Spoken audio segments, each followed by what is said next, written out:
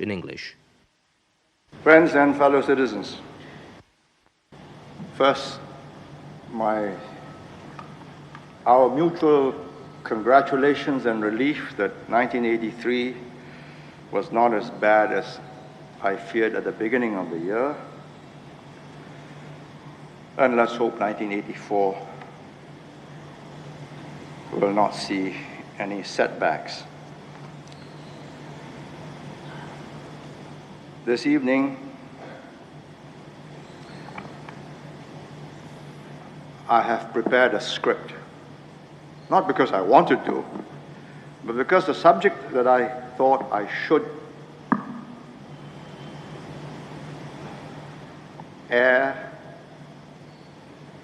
bring to public attention so that we understand what is it that we are doing, what has happened to us, what is happening to us, what kind of society we will be, will slowly make possible changes in the trends which we see as most adverse. The business of government is to maximize the potential of a people and a country.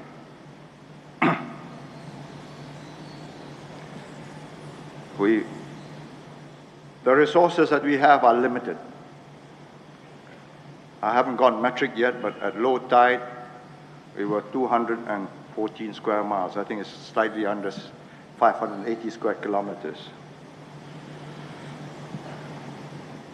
With land reclamation is reaching 220 plus, I think 8 square miles. So might be reaching 600 square kilometers. So it's our human beings. What can we do with them? Well, first it depends what's the nature or the natures of the human beings that we have. As individuals, as cultural groups, ethnic groups, religious groups, as a society. Educate them, train them, get them to increase productivity, get them to push hard, work hard, improve, improve, improve. Meanwhile, they are multiplying, reproducing themselves. And in this most critical sector, we have not been sagacious or wise in our policies. Not that we could have foreseen the impact of policies adopted with such popular acclaim 24, 25 years ago. Free education, universal education for everybody, equal opportunities for men and women, monogamy. 3 major drastic changes to the pattern of procreation, to the way in which a people regenerates or peoples regenerate themselves.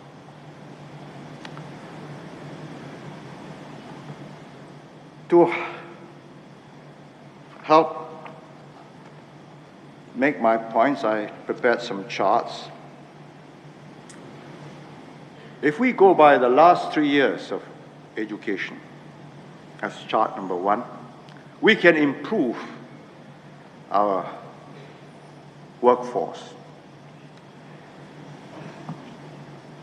In each column on the left-hand side, in pink, you will see the census results in 1980. 44% no qualifications, no formal education. We can reduce this, if it is like the last 3 years of school results, to 12. Primary educated, we can reduce it to 20, down from 37. At the present moment in the census, 37% only primary education. The last 3 years, we have 20%. Others made it to secondary. 52% can make it to at least one O level, as compared to only 12% in the census.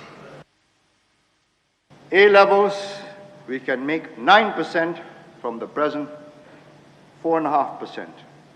Tertiary or university, we can go up to 7% from the census 1.5. So if you look at the figures, you say, in 15, 20 years' time, we shall have a highly productive, educated workforce. Will we? This presupposes two things. That in 15, 20 years, the generation that goes to school are as bright as their parents, as healthy, as skillful, as energetic as their parents. I have a second caveat. Do not assume that because a boy has gone and passed his O level, therefore we've made him brighter. That's not true. A boy or a girl is what he or she is. No schooling, no magic teacher or magic professor can make a genius out of a non-genius. You're either born bright, energetic, skillful, or you're born not so bright, not so energetic, not so skillful. But everybody has a share to contribute.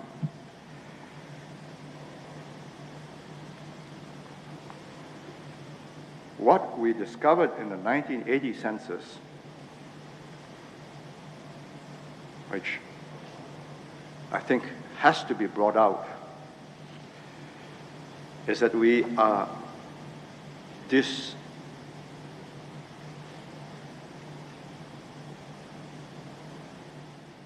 are really discarding our able parents in the next generation and doubling the less able. If you look at chart 2, look at the right-hand corner first. Lower right, it gives the total. The figures, in fact, were so startling, the original figures, that I refused to use them. I said, no, this cannot be true. This is disastrous. Because we have brought down the birth rate, but unequally. And we found women with age 40 and below with no education, on average, they produce 3 children. With primary education, they produce 2. With secondary, they produce 1.25. With upper secondary, O levels, they produce 1 1/3. With tertiary, university, 1 1/4. I said, this can't be true. This will be done for. Well, I said, let us target on the women who have completed their families. And you see them, women who are unlikely to have more children. It's not likely that they will have more, from 35 to 39. And we have worked out that total there. Taking into account the percentages of women, educated women, who are not represented in the next generation because they have been too educated for men to marry them. Because we did 3 surveys, 1981, 82, 83, and we saw the pattern come out very clearly. Men marry their equals or their educational subordinates. Very seldom does the man marry his educational superior. So we have a 13% loss in educated women at university level, 9% at A levels, 10% at O levels. That's not in the tables. I don't want to confuse you and overload of figures. This can be read gradually in tables, but that explains why in the total, the uneducated, the no qualification group for all races produced 3.5, for O levels 1.9, for A levels they reproduce themselves at 2. I don't know why. I think it's better for a girl to pass at A levels than to O levels, I think. University, it goes down to 1.7.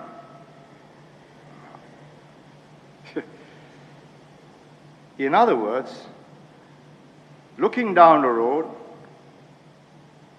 for every 2 uneducated workers, with a bit of exaggeration just to make my point, in 25 years' time, you will have 4. We will have 4. And for 2 graduates, we may end up with 1.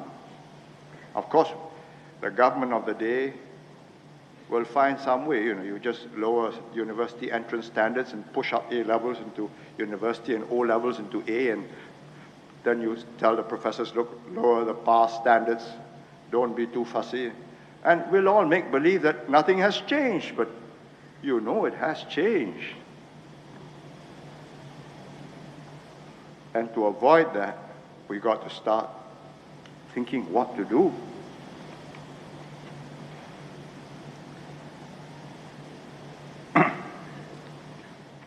What to do about the large families is relatively easy. We've done it before. Disincentives and incentives, and we had a birth rate of 4% per annum brought down to nearly 1. We can bring this down. There are 14% of the population who have 4 to 7 children. And 0.5% believe it's cheaper to bring up children by the dozen. They have 8+. 0.5%. 8, 9, 10, 11, 12. I said, what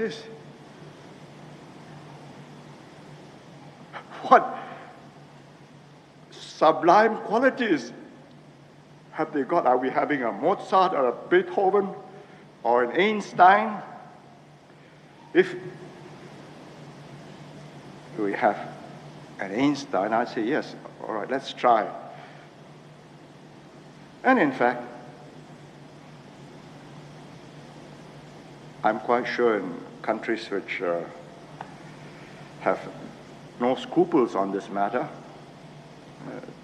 there is a great deal of experimenting going on so that the pool of geniuses and highly talented people will increase in the next generation. But we haven't got that kind of capacity. We better do it the simple way.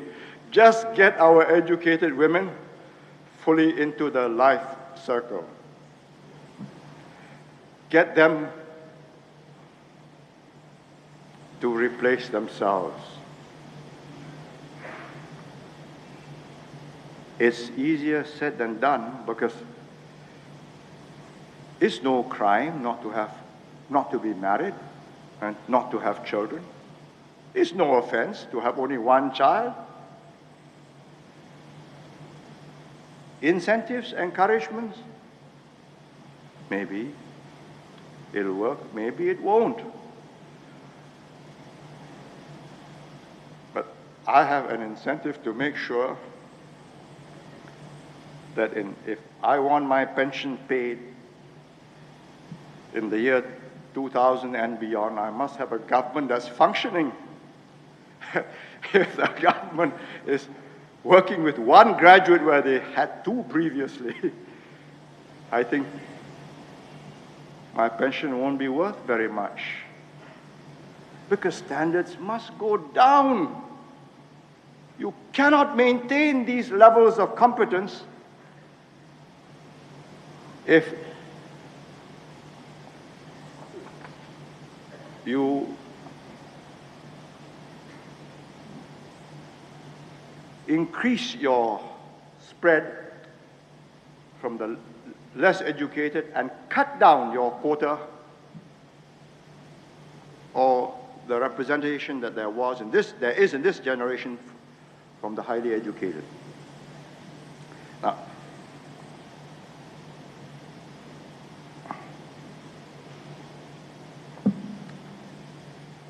I don't want to be misunderstood.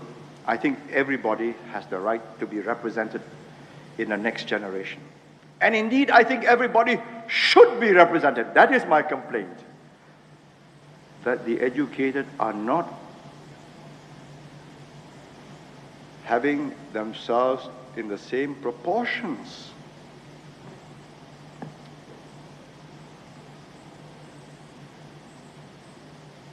Is it feasible to expect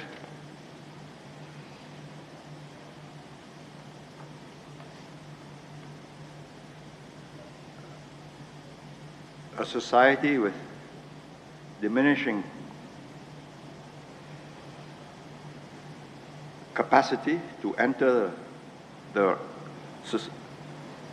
computer age, the age of computers and robotics, when the bulk of the population have parents who have not made it beyond primary school or find it difficult to get one O level? Let me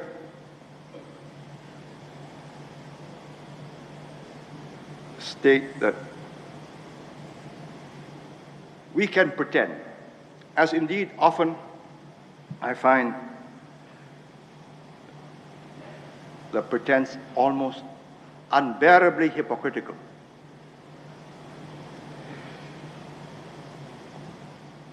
I get papers from educationists. If you look at what they've done in Japan, 90% of their students reach high school, that's 12 years, A levels. And of the 90%, 30% go to university. I said, just a moment, let's look at it more closely. Let's see. Let's compare with other countries in the region. Let's take Hong Kong.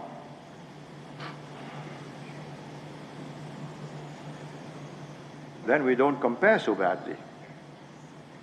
How do the Japanese get 90% passing high school? Because there is no national examination. Each high school gives its own certificate. And if you can get into the high school, you get the high school certificate. And the university doesn't go and admit you on your high school certificate. The university says, you want to be admitted to Tokyo Imperial University, Todai, says you take the examination. And thousands take the examination, and a few hundred get through.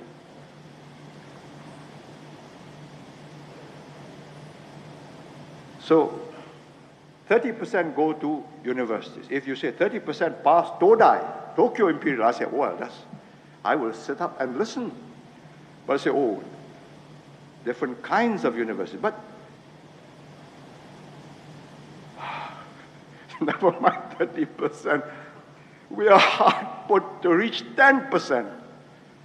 The best we can hope for is 7%, and at the rate we are going, is going to go down relentlessly year by year, maybe back to where we started, as you see in the table there. We go on and extrapolate another 50 years, we'll go back to 1.5%.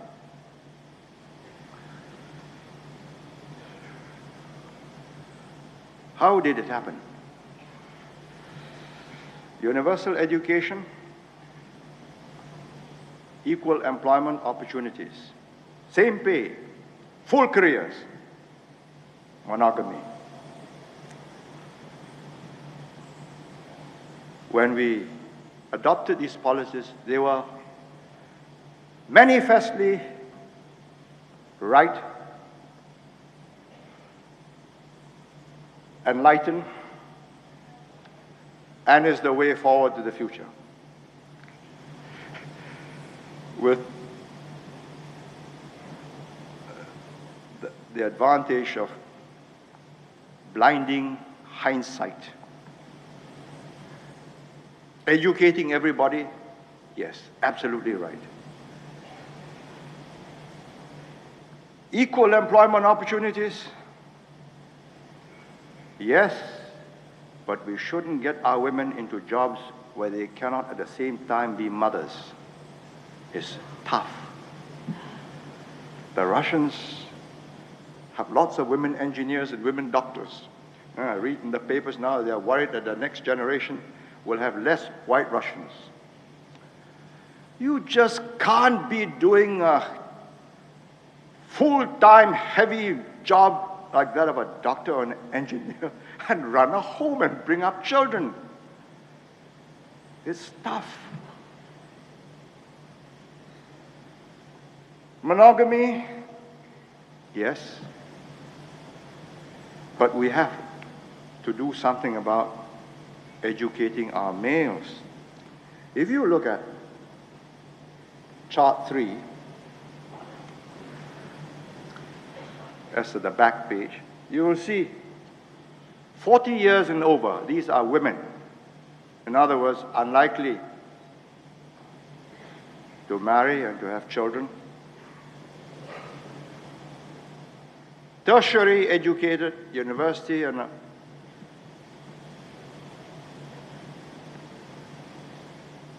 13.5%. Are we that well endowed? Have we got so many able people? We just discard this. Upper secondary, 8.5%. Even secondary, typists, clerks, we are not using 10%. And we are expecting a generation where the numbers at the lower half of the educational ladder will multiply by a factor of 2, and the ones at the top multiply by a factor of 1.1, 1.2 to perform as well as this generation. I have 24 years of experience in government. And I know the most precious and the most crucial asset that I must have to get a job done is talent. And not just at the top, but supported at every echelon. Playing leader man in government is something like conducting an orchestra. You must have your full panoply, your full complement of all the instruments. And each one must make his or her contribution. I know an extremely talented leader.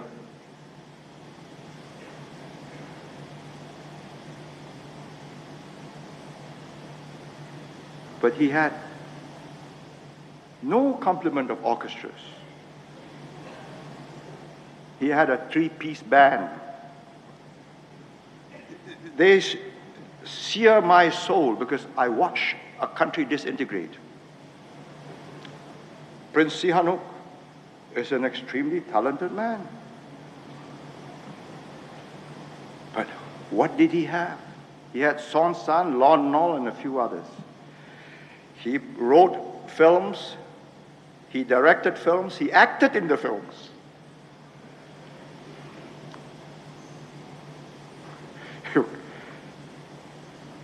There's a limit to what one man can do. I'm faced with a problem in the Housing and Development Board when the contractors shied away. Prices in the private sector, tenders went up, and they were not so demanding as HDB clerks of works.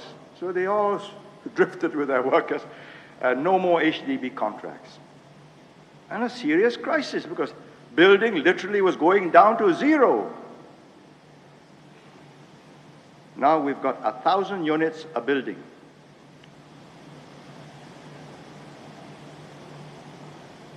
This is an illustration, but it drives home my point in a simple way. You think it is magic? Of course, the HDB is an organization, but the brains that must be creatively applied. I have put as Minister for National Development someone who rose from Chief Architect, HDB, to Executive, to Minister of National Development. He doesn't speak complete grammatical English, but he thinks in complete phases. I have full confidence that a problem has been thought through. He has to support him as Chairman of the Housing Board, Michael Farm. Chief Executive, Liu Tai-ke. Now let me explain. Just three, right? Teh Chang-wan comes from China, went to Penang, educated in Sydney, came to Singapore.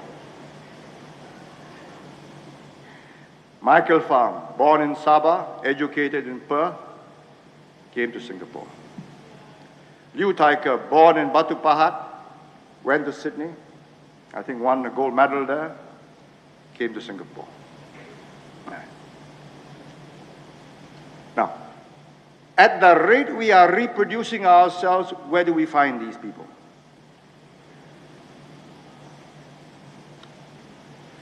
We have what is called CATS, Committee for Attracting Talent to Singapore, CATS. The whole of all the efforts, scouring the universities in England and Canada and America and Australia and New Zealand, we come up with 80 graduates. I'm afraid, reading their CV,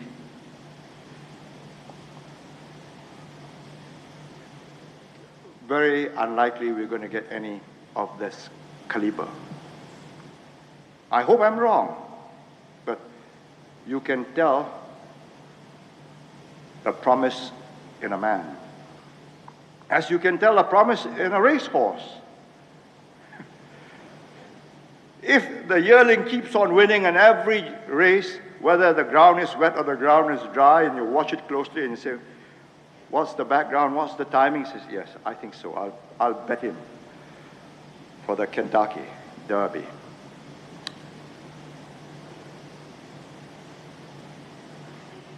We had one bumper harvest in these last 15 years because we had many able people, able parents who never received education. We gave them the education and they made it to the top. Having made it to the top, they came, some of them from large families, 6, 7, 8. Now they are not reproducing themselves. And there's no bumper crop anywhere.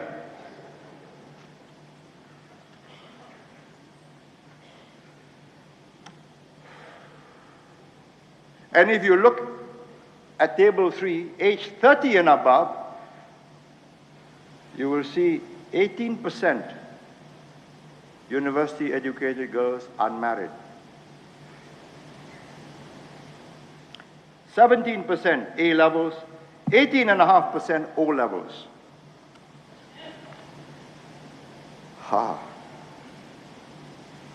Well, I'm told that with modern medicine, childbearing is safe until the very late 30s or the 40s. So we mustn't give up hope.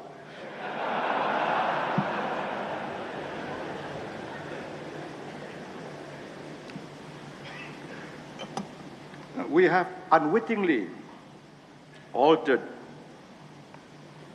the nature of our society.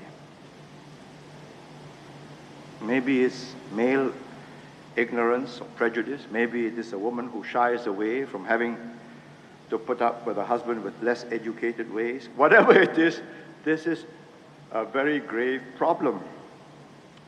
In the old days, matchmakers settled these affairs.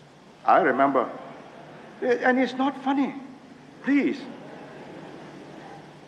I remember as a young boy hearing my grandmother talk, and she got my aunt married off. She was already 20 plus. It was most dangerous.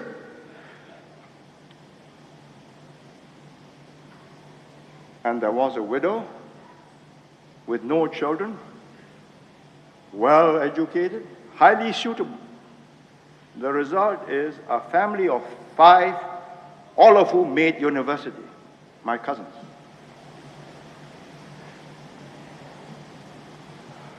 I don't think we should go unwittingly we are caught betwixt and between from an old world in which these matters are thoroughly considered and carefully investigated and properly arranged, to this new world of hit and miss.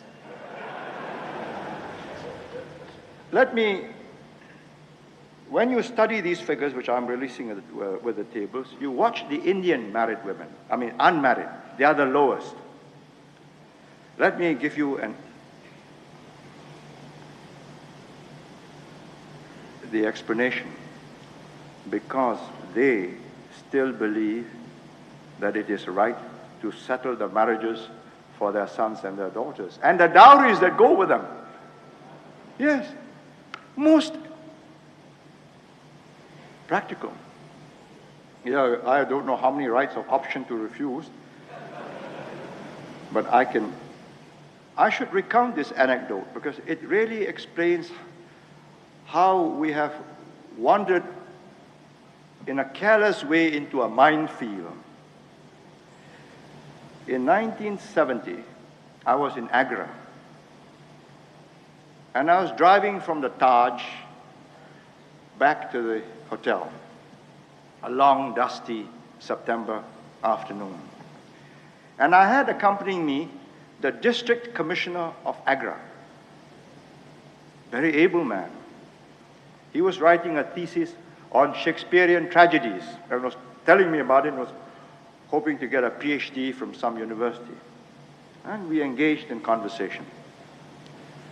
And we talked about caste and marriage and so on. So I said, well, look, tell me with mobility and big cities, if I were an Indian and I came to Agra and I'm successful and I have wealth, I say, well, I'm a Brahmin. In fact, I'm a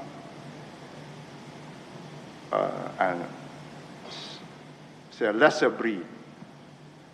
He says, yes, if you invite me and you invite all the right people, I will go, he says, to your parties. I said, and you will accept me as a friend? He says, yes, after a while, if you behave like a Brahmin. So I said, supposing I decided to court a young lady. He says, that is different. He says, I said, what will happen? He says, they will ask whether your intentions are serious. And I said, well, yes, I will say they are. He says, then he says, the most thorough and exhaustive investigations are made. I said, but how do you know? I said, I've come from Calcutta or Bombay, 10, 12 million people. He says, no, he says, you must come from somewhere in Calcutta, from somewhere in Bombay, and we have the means to find out where. And they check on you. He left me with a vivid impression. My neuropeptides worked in my mind, and I can remember that drive in the car and the dust blowing in and the cows with a transistor radio on one of his horns as the farmer was furrowing his field. We, I think, must find an answer to this problem of altered social mores. We can't go back. It is not possible. We can't say, we'll educate our women, but only up to a point. It's too late. We've opened Pandora's box. The women won't stand for it. And in any case, our economy is now dependent on women, both female power and female brain power, muscle power and brain power. So we've got to go one step beyond and try and fit in the problems in a new context. In other words, how do we so reshape our policies that we can educate them, that they will have full career opportunities, that the valuable, well-educated ones making a big contribution will at the same time ensure that their contribution to the next generation, which is more important than their contribution to this generation, their contribution is a purely economic one. Without their representation in the next, we are in very deep trouble. I have no answer to this. I know that this is a very old problem. The Emperor Augustus was worried in ancient Rome that his senators were not reproducing themselves. So he had a tax on bachelor senators. They were the creative part. It didn't work. They just paid the taxes.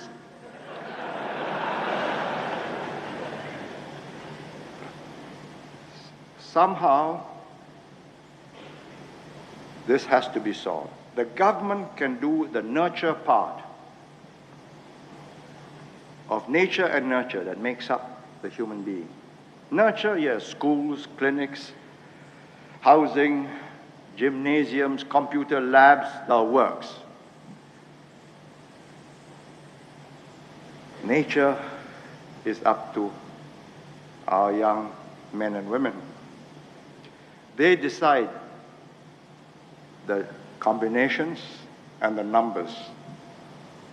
And as of now, the trends are adverse.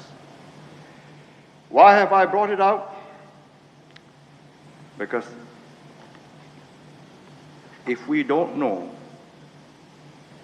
we'll never be able, if we keep this under wraps and under veil and whisper secretively, hoping to work out a trick here or a trick there to alter it, we will fail. This has to be confronted. We took certain irreversible steps. We must now take further steps to bring the demographic trends back to norm. We can lighten the burden for those who have children. We can encourage them. And those who are having too many of them, they will have to carry their own burdens if they insist on believing that it is cheaper to have 8 and more. But as a society, if we are not sufficiently resourceful to find the mechanisms to overcome this distortion that has affected our pattern of procreation, the way in which we regenerate ourselves, then, quite frankly, and I I've said this to so many of my colleagues and my other guests when I come out of my lunch at the Istana Annex. I can see the housing estates up from Sembawang down to the Benjamin Sheares Bridge. And I've watched it over the years, and the skyline has changed. And we can sustain that society only if we've got the creative spark still in the numbers that we have now. You cut down that creative element. The lifts won't function, power stations will blow, the place will sag. And then you are in a vicious circle, because then the bright will leave, because they are the ones who can leave.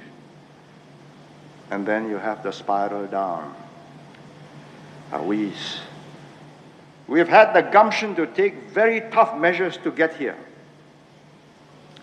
And we've got to think out some very difficult but equally effective measures to make sure that we are in a sounder position 20 years and more from now.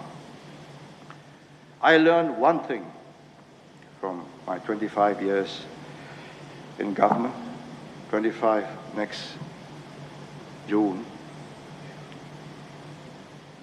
If you don't attack a problem, your chances of resolving it, if you pretend that the problem will solve itself, when it isn't, it's getting worse, you are in trouble.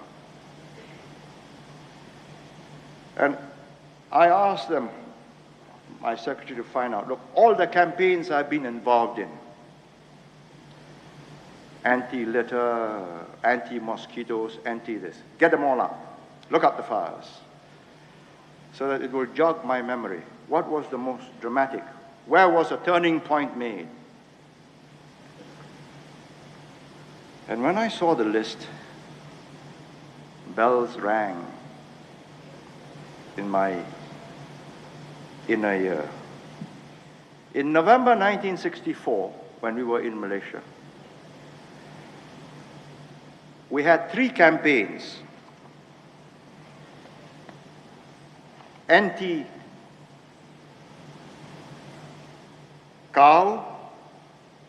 anti-goat, anti-beggars.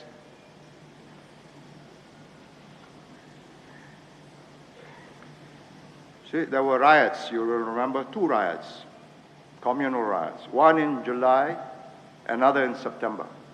And the place was going to the dogs. And one car was along Dunman Road, and a lawyer drove his car into the cow and died. With breakdown in law and order and morale, I mean, all the cattle rearers just took their cows and let them graze on the side tables. So, passed a law, says, right, any cow found within city limits will end up in the abattoir and off to the social welfare home. By end December 1964, the cows and the goats were gone, and the beggars were in social welfare homes. It was a very small but a significant assertion of will. You don't know it, but my colleagues and I knew it. We were in deep trouble. We had gone into Malaysia, and we were trapped in communal conflicts. And we could just go down, scatter down like butter on hot sand, melting into nothingness. And we said, no. Whatever happens, morale of the population and the will to pull ourselves together and seek a way out. That was more critical than this. This is not an immediate crisis. This is a long-term crisis. We do something about it, and we can. And as I've said, with modern medicine, right up till early 40s, women are childbearing. And answers must be found. But they must be, this time, your answers. Because the government, we can't play magicians in this. I believe when we confront ourselves, when you know the facts, you will have to think out the answers.